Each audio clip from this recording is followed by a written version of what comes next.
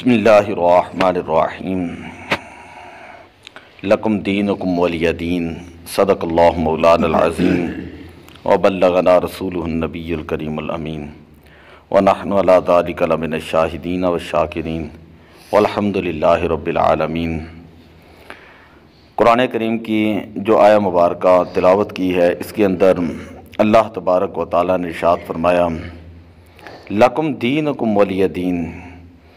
اے پیارے حبیب صلی اللہ علیہ وسلم، آپ فرما دیجئے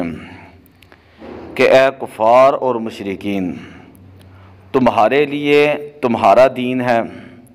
اور میرے لیے میرا دین ہے۔ تمہاری اور میری لائنیں اور راہیں جو ہیں وہ بالکل جدا جدا ہیں۔ بڑی میں آج اہم ترین بات کرنے لگا ہوں کہ ہمارے ہاں کفار کے تہواروں کے اندر شرکت کرنا، ان کو مبارکباد دینا، کرسمس کے موقعوں کے اوپر ان کے پاس جانا، اور اس کو جو ہے یہ سمجھتے ہیں کہ یہ بڑی ایک رواداری ہے اور یہ بڑی ایک انسانیت کی خدمت ہے۔ نبی اکرم صلی اللہ علیہ وسلم نے 13 سالہ مکے زندگی کے اندر، جبکہ مسلمان اس وقت بظاہر انتہائی کمزوری کی حالت میں تھے، آپ صلی اللہ علیہ وسلم نے کسی قسم کی مصلحت اختیار نہ کی۔ میں دوبارہ جملہ بولنے لگا، ادھر دیکھیں ذرا۔ 13 سالہ مکی زندگی کے اندر 13 سالہ مکی زندگی کے اندر نبی اکرم صلی اللہ علیہ وسلم نے کسی قسم کی کوئی کمپرومائز نہیں کیا اور کسی قسم کے کافروں کے کسی بھی تہوار کے اندر کوئی شرکت نہیں کی۔ اسلام سے بڑھ کر رواداری کا کوئی درس نہیں دیتا، نبی اکرم صلی اللہ علیہ وسلم سے بڑھ کر رواداری کا کوئی شخص دینے والا نہیں۔ رواداری کا مطلب یہ ہے کہ جس طرح عام طور پر جو ہے وہ لوگ کہتے ہیں کہ آپ ہماری کرسمس کے اندر آئیں، ہم آپ کے جو ہے وہ میلاد کے اندر جائیں گے، آپ ہماری کرسمس کا کیک کاٹیں تو ہم آپ کے میلاد کا کیک کاٹیں گے، اسی طرح آپ جو ہے وہ ہماری ہولی اور دیوالی کے اندر آئیں تو ہم جو ہے وہ آپ کی عید کے اندر شرکت کریں گے، اور اس کو وہ یہ سمجھتے ہیں کہ یہ بڑی ہم رواداری کر رہے ہیں اور بڑی کوئی ہم اسلام کی خدمت کر رہے ہیں اور یہ اللہ کی مخلوق ہے، ان کے ساتھ ایسے ہی کرنا چاہیے۔ تو اللہ تعالیٰ نے اپنے پیارے حبیب علیہ السلام سے فرمایا کہ لکم دینکم ولی دین۔ اے پیارے حبیب، آپ کافروں کو کہہ دیں کہ تمہارے طریقے تمہارے ساتھ ہیں، تمہارے طور اور طریقے تمہارے ساتھ ہیں اور ہمارے طور اور طریقے ہمارے ساتھ ہیں۔ بلکہ حضرت سیدنا عبداللہ ابن مسعود رضی اللہ تعالیٰ عنہ بیان کرتے ہیں، حضور علیہ السلام نے فرمایا من کسر سواد قوم فہو منہ، جو کسی قوم کا مجمع بڑھائے وہ انہی میں سے ہے۔ ومن رضی عمل قوم کان شریکا فی عملہم، اور جو کسی قوم کے عمل کو پسند کرے وہ ان کے عمل میں شریک ہے۔ اسی طرح اللہ تعالیٰ نے قرآن پاک کے اندر ارشاد فرمایا وَإِذَا رَأَيْتَ الَّذِينَ يَخُوضُونَ فِي آيَاتِنَا، کہ پیارے حبیب صلی اللہ علیہ وسلم جب آپ دیکھیں کہ وہ اللہ کی آیات کا مذاق اڑا رہے ہیں، اللہ کی آیات کا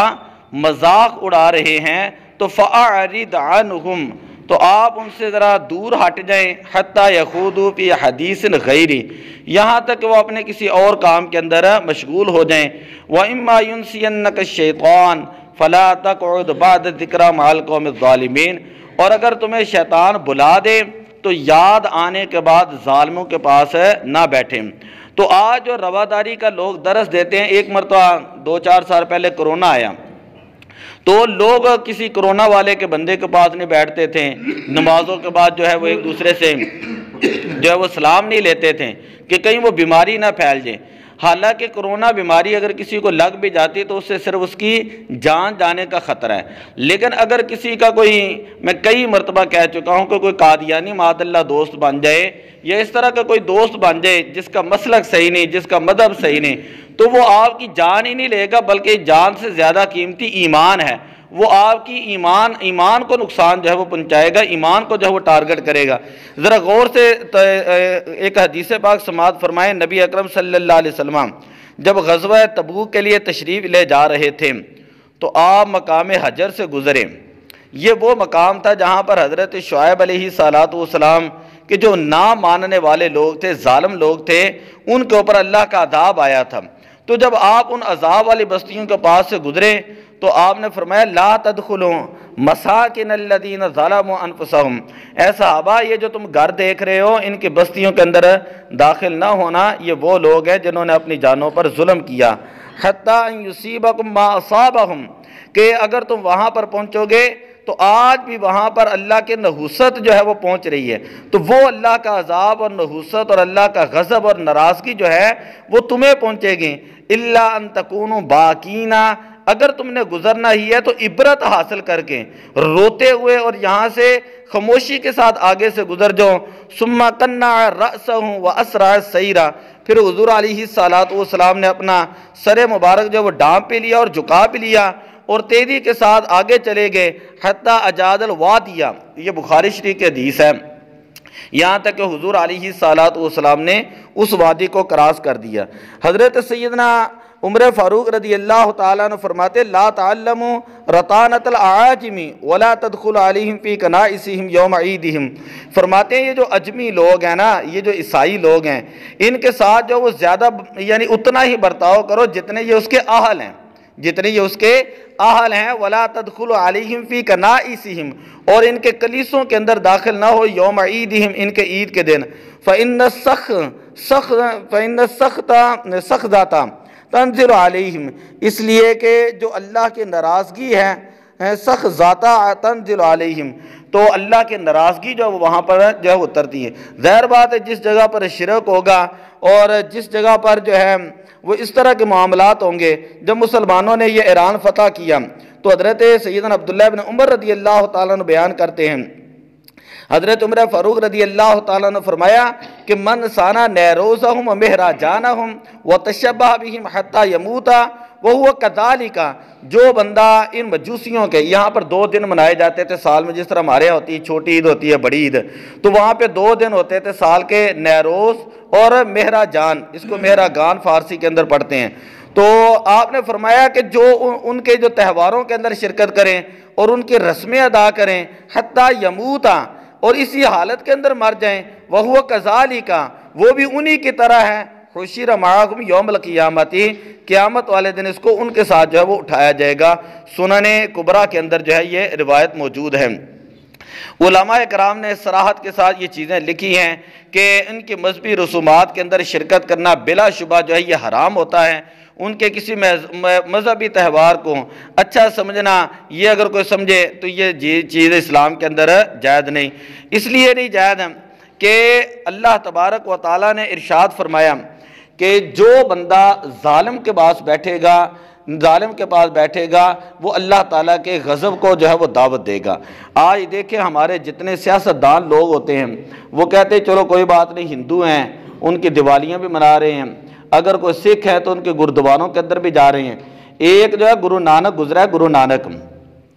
اس کے بارے میں بڑے عجیب و غریب عقائد جو ہے نا وہ ہم نے کتابوں کے اندر پڑھے اور علماء نے بھی لکھے۔ ایک طرف وہ جو ہے وہ سکھوں کو بھی راضی کرتا تھا اور دوسری طرف مسلمانوں کو بھی راضی کرتا تھا۔ اب اس کے دور کے سے پہلے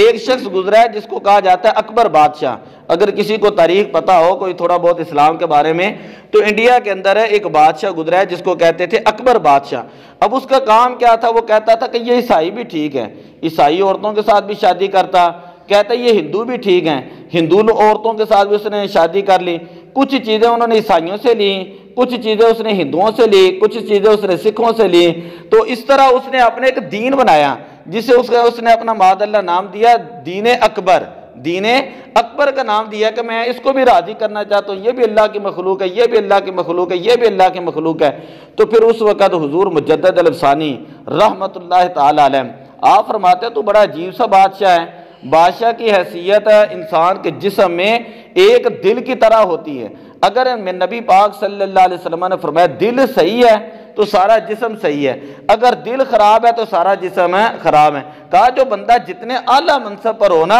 اس کو اتنی ہی زیادہ احتیاط کی ضرورت ہوتی ہے۔ تو وقت کا بادشاہ اور ساتھ عیسائیوں کو بھی جو ہے کہہ رہا ہے یہ رواداری اسلام رواداری کا درس دے رہا ہے، ساتھ ہندوؤں کو بھی ملا رہا ہے، ساتھ سکھوں کو بھی ملا رہا ہے، اور اسلام کا تو نے نقشے بدل دیا ہے اور اسلام کا کلمہ تک تو نے بدل دیا ہے۔ پھر اس وقت مجدد الافسانی رحمت اللہ تعالی علیہ واحد وہ بندے تھے جنہوں نے اکبر بادشاہ کے ساتھ ٹکر لی تھی اور جس کی پیدائش کے اندر آپ کو جیل کے اندر بھی ڈالا گیا۔ پھر اللہ تعالیٰ نے آپ کو جو وہ فتح و کامیابی عطا فرمائی۔ جب آپ کو کامیابی عطا کی گئی تو آپ فرمایا کرتے تھے کہ میرے اندر، میں حضرت عمر فاروق رضی اللہ تعالیٰ عنہ کے نسل میں سے ہوں، آپ فرمایا کرتے تھے کہ میرے اندر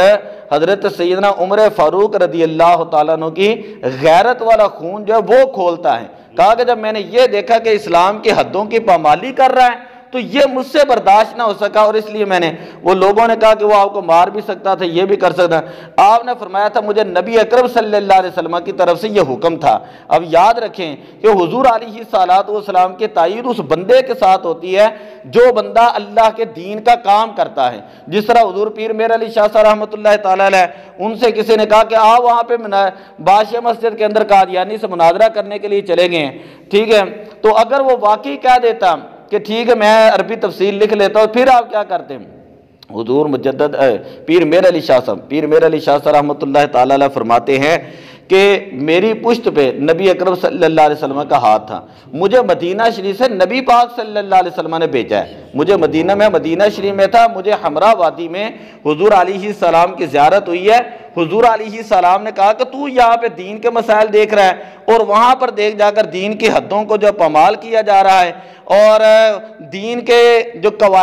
احکام ہیں ان کو جو ہے وہ خلاف شرع کینچی کے ساتھ کاٹا جا رہا ہے۔ تو آپ نے فرمایا کہ میری پشت کے اوپر نبی پاک صلی اللہ علیہ وسلم کا ہاتھ ہے۔ تو یہ ہے کہ مسلمان جو ہے نا، مسلمان ان کا ایک اپنا ایک تشخص ہے۔ یہ جو آج کل ہیپی کرسمس کہہ رہے ہیں جی، کرسمس ڈے کہہ رہے ہیں جی، میری کرسمس کہہ رہے ہیں، اور ہمارے نوجوان جو ہے اس طرح اندھے ہیں نا، اگر وہ ویلنٹائن ڈے آیا تو پتہ ہی نہیں یہ کہاں سے شروع ہوا، اگر کوئی بسنت آئی ہے تو پتہ ہی نہیں اس کی جو ابتدا کیسے ہوئی ہے، ٹھیک ہے، علم پڑھنا کوئی نہیں، تو ان کے ساتھ بسنت بھی منا رہے ہیں، ان کے پاس جو ہے نا وہ ہیپی کرسمس بھی منا رہے ہیں، ان کو جو سلامی بھی دے رہے ہیں، اور وہ کہہ رہے ہیں جی وہ ہمارے محلے دار ہے، جو وہ فلاں ہے فلاں ہے فلاں ہے۔ دیکھیں کہ قبر کے عذاب سے انسان کو ڈرنا چاہیے۔ اگر نا علم ہو تو الگ بات ہے، نا علم ہو تو الگ بات ہے، بندے کو سیکھنا تو چاہیے نا، کسی اپنے عالم دین سے پوچھنا تو چاہیے، قاری صاحب یہ ویلنٹائن ڈے کی کیا حقیقت ہے، یہ کرسمس جو ہے نا یہ کہاں سے شروع ہوئی ہے۔ میں رات کو پڑھ رہا تھا، میں بڑا حیران ہوا، یا آپ دیکھ لیں نہ تورات کے اندر نہ انجیل کے اندر کسی کتاب کے اندر موجود نہیں